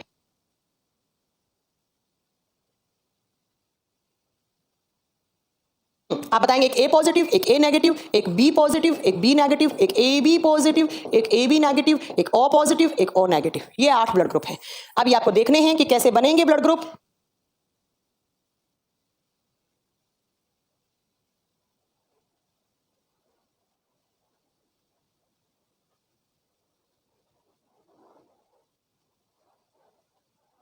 ठीक है, तो आप याद रखेंगे कि एबीओ सिस्टम में टोटल कितने होते हैं? 8 ब्लड ग्रुप। अब बात आती है कि आपसे क्वेश्चन पूछा जाएगा कि फादर ऑफ ब्लड ग्रुप कौन है, father of ABO blood group या एबीओ सिस्टम कौन है, या ब्लड ग्रुप के फादर कौन है, रुधिर समूह के जनक कौन है? आप बताएंगे कार्ल लैंडस्टीनर हैं। कौन है? कार्ल लैंडस्टीनर नाम के साइंटिस्ट हैं, जिनको आप क्या बोलते हो? फादर ऑफ ब्लड ग्रुप बोलते हो। अब मैम इनको क्यों बोलते हैं हम फादर ऑफ ब्लड ग्रुप? तो जरा ध्यान से सुनिएगा नेक्स्ट पॉइंट मेरा। जो एबीओ ब्लड ग्रुप है, इस एबीओ ब्लड ग्रुप में इन कार्ल लैंडस्टीनर ने ए ब्लड ग्रुप की, बी ब्लड ग्रुप की और ओ ब्लड ग्रुप की खोज की थी। कब की थी? इन 1900, और जिसके लिए इनको 1930 में नोबेल प्राइज भी मिला था। ठीक है मैम, एबीओ सिस्टम क्या है बच्चा? एबीओ सिस्टम वो सिस्टम है जिसके अंदर हम जो ह्यूमन बींग्स होते हैं उनका खून आता है। ठीक है, चलो ये याद रखिएगा कि हमारा खून आता है वो एबीओ सिस्टम में आता है, और एबीओ सिस्टम के जनक कार्ल लैंडस्टीनर हैं। क्यों हैं? क्योंकि इन्होंने ABO system, ABO blood group की खोज की। कब? 1900 में। नोबेल प्राइज कब मिला? इन 1930 में। अब कौन सा ब्लड ग्रुप बचा? AB blood group. देखो एक था ए, एक था बी, एक ओ, ये तो खोज हो गई। एबी की किसने की थी? आप बताओगे AB blood group was discovered by Decastello and Sturli. कब? इन 1902। 1900 में इन 3 की खोज हुई, कार्ल लैंडस्टीनर स्टीनर ने की, और 1902 में 2 साल बाद डक्सटेलो स्टर्ली ने खोज की। किसकी? तो आप बताएंगे। हाँ, इतना लेट भी मिलता है बच्चा नोबेल प्राइज, ठीक है। तो आप बताएंगे कि एबी ब्लड ग्रुप की खोज डक्सटेलो स्टर्ली 2 साइंटिस्ट ने मिलकर की, और एबीओ की आपके कार्ल लैंडस्टीनर ने की। अब बात आती है कि मैम कैसे ब्लड ग्रुप बनते हैं, कितने ब्लड ग्रुप, ये कैसे बने ma'am? A positive, A negative, B positive, B negative, A B positive, A B negative, O positive, O negative. ये चीज पढ़ने के लिए आपको 2 मीनिंग पता होना चाहिए। 2 वर्ड पढ़ते हैं आप बायोलॉजी में। कौन कौन से word ma'am? Number 1 is antigen. जब ये समझ में आएंगे तो ही आपको आगे की कहानी समझ में आएगी। Number 2 is antibody. Antigen and antibody. Antigen को लिखा जाता है हिंदी में प्रतिजन, प्रतिजन, और शॉर्ट फॉर्म में एजी लिखा जाता है। एंटीबॉडी को लिखा जाता है प्रतिरक्षी, और इसको ए बी से डिनोट किया जाता है। ए बी से डिनोट किया जाता है, राइट। एक साइड लिखेंगे एंटीजन, एंटीजन, एक साइड लिखेंगे एंटीबॉडी। अब क्या होते हैं तो मैं आपको बता दूं, ये दोनों ही हमारे खून के अंदर पाए जाने वाले पार्टिकल्स होते हैं। ये दोनों हमारे खून के अंदर होते हैं, ठीक है। चलो अब बात आती है मैम एंटीजन्स क्या होते हैं, एंटीबॉडी क्या होते हैं। तो पहला पॉइंट लिखेंगे, ये दोनों ग्लाइकोप्रोटीन की स्ट्रक्चर हैं। ये दोनों क्या हैं? ग्लाइकोप्रोटीन की स्ट्रक्चर हैं। अब ग्लाइकोप्रोटीन को ग्लाइकोप्रोटीन ही बोलेंगे आप। ग्लाइकोप्रोटीन को ग्लाइकोप्रोटीन। ग्लाइको का मतलब होता है ग्लाइकोजन, ग्लाइकोजन होता है एक शर्करा कार्बोहाइड्रेट, प्रोटीन का मतलब प्रोटीन। बहुत सारे छोटे छोटे माइनर से पार्टिकल्स जो कार्बोहाइड्रेट और प्रोटीन से बनते हैं उनको आप क्या बोलते हो? ग्लाइकोप्रोटीन। सेम स्ट्रक्चर इधर वाला भी ग्लाइको प्रोटीन का ही बना हुआ होता है। ये भी ग्लाइकोप्रोटीन, ये भी ग्लाइकोप्रोटीन। तो मैम डिफरेंस क्या होता है इन दोनों में? इन दोनों में डिफरेंस क्या है मैम? तो मैं आपको बता दूं, जो एंटीजन्स होते हैं वो होते हैं आरबीसी पर, आरबीसी पर, जबकि एंटीबॉडी या तो डब्ल्यूबीसी पर या प्लाज्मा में मिलेंगे आपको। बस यही मेन डिफरेंस है यहाँ पर। अगर ग्लाइकोप्रोटीन की स्ट्रक्चर आरबीसी पर दिखी उसको आप एंटीजन बोलेंगे, अगर ग्लाइकोप्रोटीन की स्ट्रक्चर डब्ल्यूबीसी या प्लाज्मा पे मिली आप उसको एंटीबॉडी बोल देंगे। आप उसको क्या बोल देंगे? एंटीबॉडी बोल देंगे। तो बच्चा अगर आपको एंटीजन देखना है तो आप कौन सी ब्लड सेल्स लोगे? मैम हम आरबीसी लेंगे, और आरबीसी का स्ट्रक्चर कैसा बताया था मैम ने? पेड़े की जैसी होती है ना, या अंडा आकार की होती हैं, ठीक है। तो आप बताएंगे कि आपने ऐसे आरबीसी लिया और इस आरबीसी पर ऐसे आपको ग्लाइकोप्रोटीन की कुछ स्ट्रक्चर्स दिखती हैं, और ये ग्लाइकोप्रोटीन की जो स्ट्रक्चर हैं वो क्या कहलाती हैं मैम? ये एजी, एजी का मतलब एंटीजन कहलाती हैं। और एंटीजन कितने टाइप की होती हैं आप बताओगे? एंटीजन 2 टाइप की होती हैं, ए और बी। एंटीजन कितने टाइप की होती हैं? 2, ए और बी। और बच्चा अगर आपको एंटीबॉडी देखना है तो आप क्या उठाओगे? या प्लाज्मा भी उठा सकते हो और आप डब्ल्यूबीसी भी उठा सकते हो। और जरा बताइए डब्ल्यूबीसी कैसा बनाऊं? मैम कैसा भी बना सकते हैं, क्योंकि डब्ल्यूबीसी का क्या होता है? डब्ल्यूबीसी तो इररेगुलर होती हैं, और जब डब्ल्यूबीसी पर ऐसी स्ट्रक्चर बनी हुई दिखेगी आपको तो आप उसको क्या बोलेंगे? उसको आप एंटीबॉडी बोलेंगे, ए बी। और एंटीबॉडी भी कितने टाइप का होता है? 2, कैपिटल ए कैपिटल बी। कुछ समझ में आया? नहीं आया? मोतरफ कह रहे हैं मैम लोअर पीसीएस में सब क्वेश्चंस आपके पढ़ाए हुए में से आए थे, एक क्वेश्चन को छोड़कर। तो एक तो चल भी जाता है, क्या हो गया तो, है ना। चलो मोहतरम, थैंक यू वेरी मच। मोतरिफ, ओके मोतरिफ, अपना मोतरिफ है, ठीक है। तो आपको क्या समझ में आया? मैं एक बार फिर रिपीट कर रही हूं कि एंटीजन एंटीबॉडी ग्लाइकोप्रोटीन की स्ट्रक्चर है। जब ये ग्लाइकोप्रोटीन की स्ट्रक्चर आरबीसी पर दिखेगी, एंटीजन एंटीजन 2 टाइप का, स्मॉल ए स्मॉल बी। जब ये ग्लाइकोप्रोटीन की स्ट्रक्चर डब्ल्यूबीसी या प्लाज्मा पे दिखेगा उसको एंटीबॉडी बोलेंगे, और एंटीबॉडी ए और बी 2 टाइप का होता है। मुझे नहीं लगता किसी बच्चे को यहां तक पढ़ने में कोई दिक्कत हुई होगी। अब जरा ध्यान से सुनिए मेरा नेक्स्ट सेंटेंस। अगर आपको मेरी अगले 2 लाइनें समझ में आ गई ना, मैं बता रही हूं आपको जीवन भर के लिए कुछ कॉन्सेप्ट्स क्लियर हो जाएंगे कि आप किससे खून लेंगे, किसको खून देंगे, है ना। ध्यान से सुनिएगा मेरा पहला पॉइंट मैम ने क्या बोला? मैम ने बोला कि आरबीसी की सरफेस एरिया पर जिस टाइप का एंटीजन है वही आपका ब्लड ग्रुप है। आरबीसी के सरफेस एरिया पर जिस टाइप का एंटीजन है वही आपका ब्लड ग्रुप है। फिर रिपीट कर रही हूं, आरबीसी की सरफेस एरिया पर जिस टाइप का एंटीजन है वही आपका ब्लड ग्रुप है। मान लो मेरे आरबीसी की सरफेस एरिया पर ए टाइप का एंटीजन है, जरा बताओ ब्लड ग्रुप कौन सा बन जाएगा? ए बन जाएगा। मान लो बी है, ब्लड ग्रुप कौन सा बन गया? बी ब्लड ग्रुप बन गया। मैम ए और बी दोनों हैं तो ma'am A B blood group बन गया। और बच्चा अगर दोनों ही नहीं होते हैं तो कौन सा बन गया? ओ बन गया। अब मैं आपके जीके के लिए एक क्वेश्चन बता दूं यहां पर, ये जो आप A B O blood group बोलते हैं ना, ओ नहीं होता है बच्चा, ये जीरो ब्लड ग्रुप होता है। ये जीरो ब्लड ग्रुप होता है ना। और ये जो जीरो ब्लड ग्रुप है ना, ये मैम किडनी में ब्लड कहां से होकर आता है? यही नहीं आया। ये कैसे हो सकता है? इतना 10-20 बार चिक चिक के पढ़ाया है मैंने कि किडनी में ब्लड कहां से आता है। तो किडनी में जो आपका हार्ट वाला पार्ट है पढ़ाया था मैंने, रीनल आर्टरी, रीनल वेन सब पढ़ाया था मैंने, ऐसा कुछ नहीं है, ठीक है। देखो सुनो ध्यान से, ये ओ नहीं होता है, इसको बोलते हैं जीरो ब्लड ग्रुप। जीरो का मतलब जिसमें कोई एंटीजन होता ही नहीं है। अरे भैया जब ए टाइप का एंटीजन है ए ब्लड ग्रुप, बी टाइप का एंटीजन है बी ब्लड ग्रुप, दोनों ही है तो ए बी बन गया। जब है ही नहीं एंटीजन तो कौन सा बना दिया हमने? जीरो। यहां पर जीरो है, ये ओ नहीं होता है। बट आप ए बी जीरो बोलते हैं आप तो अच्छा नहीं लगता, तो साइंटिस्ट लोगों ने इसका नाम रख दिया A B O blood group. But A B O नहीं होता है, वो ब्लड ग्रुप जिसमें एंटीजन नहीं होता उसको ओ ब्लड ग्रुप बोलते हैं। चलो हो गया, एक लाइन आपको समझ में आ गई। यहां से क्या समझ में आया? कुछ समझ में नहीं आया? एक बार फिर रिपीट कर देती है मैम, कोई बात नहीं। आरबीसी के सरफेस एरिया पर जिस टाइप का एंटीजन है वही आपका ब्लड ग्रुप है। अगर ए टाइप का एंटीजन है ए ब्लड ग्रुप, अगर बी टाइप का एंटीजन है बी ब्लड ग्रुप, अगर दोनों ही है तो ए बी, और अगर नहीं है तो ओ बन गया, ओ बन गया, ठीक है। हो गया, चलो मैम हो गया। अब सुनो दूसरी बात, ध्यान से सुनिएगा मेरा दूसरा पॉइंट। आरबीसी के सरफेस एरिया पर जिस टाइप का एंटीजन है उसके ऑपोजिट हमेशा एंटीबॉडी होना चाहिए। आरबीसी के सरफेस एरिया पर जिस टाइप का एंटीजन है उसके ऑपोजिट हमेशा एंटीबॉडी होना चाहिए। ध्यान से सुनो, अगर मैम एंटीजन ए है तो एंटीबॉडी कौन सा होना चाहिए? बी। अगर बी एंटीजन है तो एंटीबॉडी ए होना चाहिए। तीसरा, आप बताएंगे कि मैम अगर ए भी है तो मैम यहां पर एक भी होना नहीं चाहिए, और मैम अगर ओ में तो एंटीजन है ही नहीं तो यहां पर आप दोनों बना दीजिए। दिक्कत क्या है? नहीं समझ आया? रेहान कह रहे हैं UP triple S sickle cell anaemia भी आया था। 5 क्वेश्चन आपके अभी तक की क्लास में आए मैम, जो आपने पढ़ाया। Thank you so much ma'am. Rehan ji का कहना है कि आपने इस बैच में जो पढ़ाया अभी तक उसमें से 5 क्वेश्चन आए यूपी ट्रिपल एस में। तो ये तो बहुत बड़ी बात है कि 3 क्लास में 5 क्वेश्चन आ गए, वो भी लोअर पीसीएस में। वाह, बहुत अच्छी बात है, सुन के मजा आ गया। ठीक है, अब सुनो ध्यान से। आरबीसी के सरफेस एरिया पर जिस टाइप का एंटीजन वही आपका ब्लड ग्रुप। एंटीजन के ऑपोजिट क्या होना चाहिए? एंटीबॉडी होना चाहिए बच्चा। अगर ए टाइप का एंटीजन है तो बी टाइप का एंटीबॉडी, बी टाइप का एंटीजन है तो ए टाइप का एंटीबॉडी। अगर दोनों ही एंटीजन है तो यहाँ एंटीबॉडी होना ही नहीं चाहिए। अगर हो गया तो वो एंटीबॉडी एंटीजन पे अटैक करेगा, खून खराब हो जाएगा, मर जाओगे आप। ठीक है, और जब दोनों ही नहीं है मैम, एंटीजन है ही नहीं, तो मैम एंटीबॉडी आप दोनों कर दो। अब बताओ जरा कुछ प्रॉब्लम हुई है तो। अब सुनो ध्यान से, आपके 2 क्वेश्चन हो गए यहां से। क्या आप मुझे बता सकते हैं कि आपका ब्लड ग्रुप कौन डिसाइड करता है, एंटीजन या एंटीबॉडी? आपका आंसर क्या आएगा? एंटीजन। क्यों? क्योंकि आरबीसी के सरफेस एरिया पर जिस टाइप का एंटीजन है भाई क्या आपका ब्लड ग्रुप। पहला क्वेश्चन क्लियर। आपसे पूछे कि ब्लड ग्रुप कौन सी ब्लड सेल्स डिसाइड करती हैं, आपने क्या उठाया ब्लड ग्रुप देखने के लिए? एंटीजन उठाया। एंटीजन किसमें है? आप क्या बताएंगे? एंटीजन तो आरबीसी पर होते हैं। दोनों क्वेश्चन हो गए आपके। ठीक है, चलो अब नहीं समझ में आया तो मैं कुछ नहीं कर सकती। अब एक टेबल बनाओ आप मेरे साथ चुपचाप, अगर नहीं समझ में आया तो। पहले कॉलम में लिखो ब्लड ग्रुप, रुधिर समूह। दूसरे में लिखेंगे आप AG, AG for ma'am antigen. तीसरे में लिखेंगे AB, AB for antibody. Next में लिखेंगे डोनेट, डोनेट का मतलब खून दे सकता है। नेक्स्ट में लिखोगे एक्सेप्ट, खून ले सकता है। और नेक्स्ट में लिखोगे पॉजिटिव ऑब्लिक नेगेटिव। मैंने अभी पॉजिटिव नेगेटिव का कोई भी कंसेप्ट नहीं बताया है, ये आपको अभी छोड़ देना है। मैंने अभी कुछ नहीं बताया कि पॉजिटिव कब होगा नेगेटिव कब होगा, पहले हम नॉर्मल ब्लड ग्रुप की बात करते हैं बच्चा। ठीक है, चलो तो ये आपकी टेबल बन गई। मैं एक बार फिर एक्सप्लेन करती हूं कि मैंने लिखा क्या है इस टेबल के अंदर। मैम ने लिखा है पहले कॉलम में ब्लड ग्रुप, दूसरे कॉलम में लिखे हैं एंटीजन, तीसरे में लिखा है एंटीबॉडी, चौथे में लिखा है डोनेट मतलब किसको खून दे सकते हो आप। नेक्स्ट में लिखा है एक्सेप्ट, किससे खून ले सकते हो। नेक्स्ट में लिखा है positive oblique negative, but ma'am ने अभी तक पॉजिटिव नेगेटिव कुछ नहीं बताया, वो बात की बात है। ठीक है, चलो बना दो इसको, इस टेबल को। मुझे लगता है आप बना दोगे। अगर मैंने लिखा ए ब्लड ग्रुप, जरा बताइए एंटीजन कौन सा लिखूं? स्मॉल ए। जरा बताइए एंटीबॉडी कौन सा आएगा? बी। अगर मैंने बी ब्लड ग्रुप लिखा तो एंटीजन कौन सा? जिस टाइप का एंटीजन वही तो ब्लड ग्रुप, तो बी टाइप का एंटीजन। एंटीबॉडी ऑपोजिट कर दो, ए बी। तो जरा बताइए ए बी है तो ए बी में तो मैम दोनों ही होते हैं और बी, और यहां पर मैम होता ही नहीं, डैश लगा दिया मैंने। Next zero blood group, zero बोलने में सुंदर नहीं लग रहा मैम, ओ बोलने में सुंदर लग रहा। ओ मतलब कोई भी एंटीजन नहीं है, जब है ही नहीं दोनों एंटीबॉडी कर दो। दिक्कत क्या है जरा बताओ? इतनी बात समझ में क्या दिक्कत आई? क्या बताओ जरा, कुछ दिक्कत आई? इतनी बात समझ में मुझे नहीं लगता किसी को दिक्कत आई। अब जरा बताओ किस ब्लड ग्रुप में एंटीबॉडी नहीं होते? Ma'am A B blood group में एंटीबॉडी नहीं होते। किस ब्लड ग्रुप में एंटीजन नहीं होते? मैम ओ ब्लड ग्रुप में एंटीजन नहीं होते। इतनी बात हमारे पल्ले पड़ गई पल्ले। तो अब नेक्स्ट भी सुन लो, आपको क्या सुनना है। जब ध्यान से सुनना, जब ए बी ब्लड ग्रुप में कोई भी एंटीबॉडी नहीं है तो इस इंसान को किसी का भी खून चढ़ा दो, कोई दिक्कत नहीं होगी। क्यों नहीं दिक्कत होगी उसका आंसर सुनो। आपका ब्लड ग्रुप है ए बी, आप में सिर्फ एंटीजन है। अब आपका मैं कॉन्सेप्ट क्लियर कर दूं, जब भी हमारे बॉडी में कोई बाहर से पार्टिकल आता है उसके अगेंस्ट हमारे बॉडी में उस पार्टिकल पर अटैक करने के लिए हमारे बॉडी में एंटीबॉडी बनती है।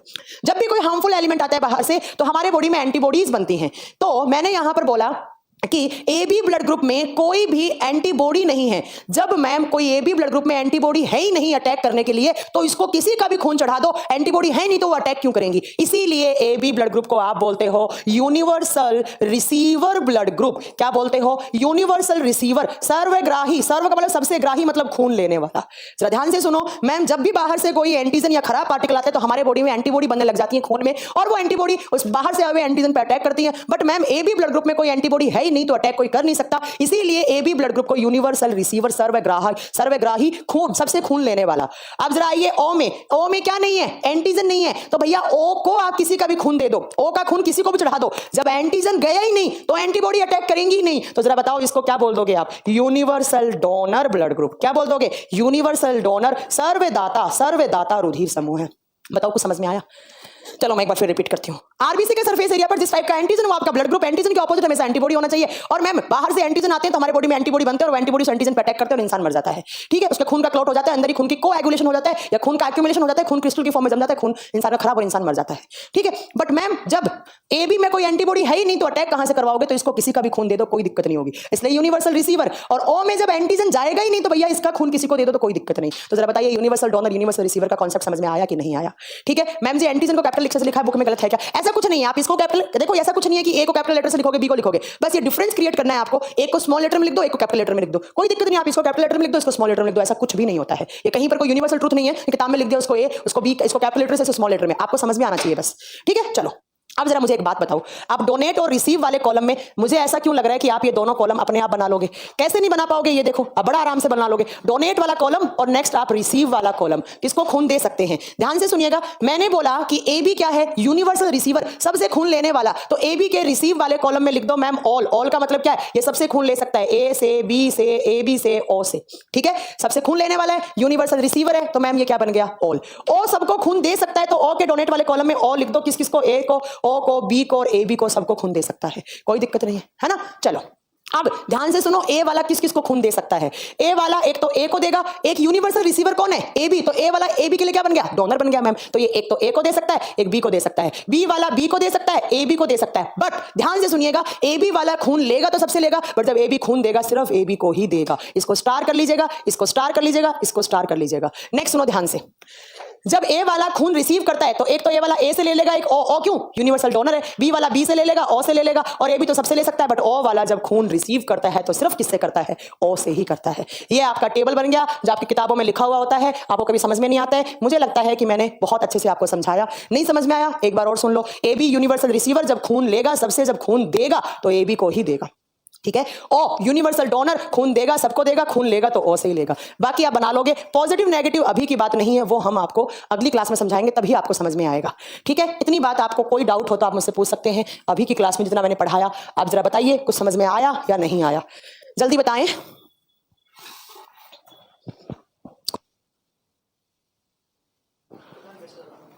हाँ जी, जल्दी कमेंट करके बताएं।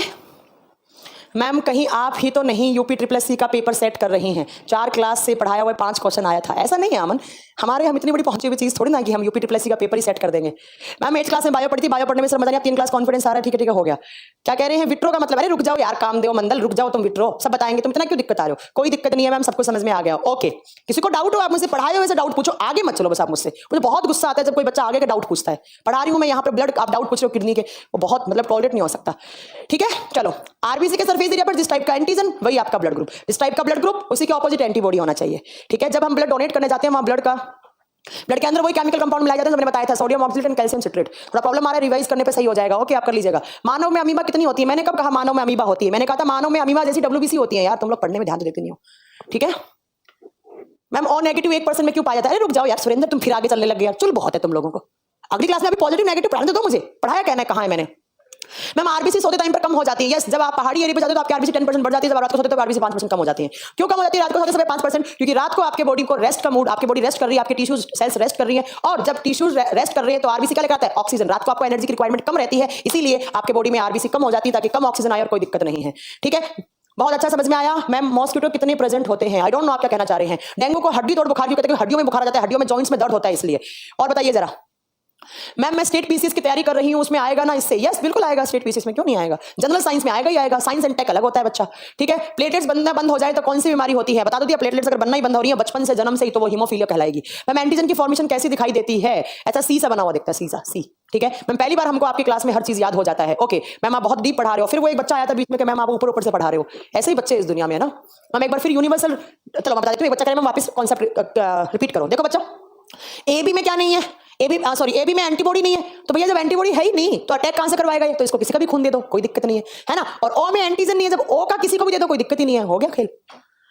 मलेरिया की दवाई का नाम बताओ। मलेरिया की दवाई होती है बेटा कुनीन, जो सिनकोना की छाल से बनाई जाती है, मैंने आपको बताया भी होगा। कुनीन ड्रग दी जाती है जो बार्क ऑफ सिनकोना की छाल से बनाया जाता है। सिनकोना की बार्क से छाल से बनाया जाता है।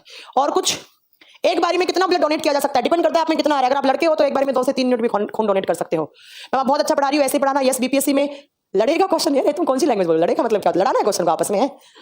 टेबल एक बार और मैम बेटा आपको एक फैसिलिटी दे रखी है कि इस वीडियो को कितनी बार देखें, जब आप वीडियो कितनी बार देखेंगे तो आप कितनी बार पढ़ लो, ठीक है। चलो।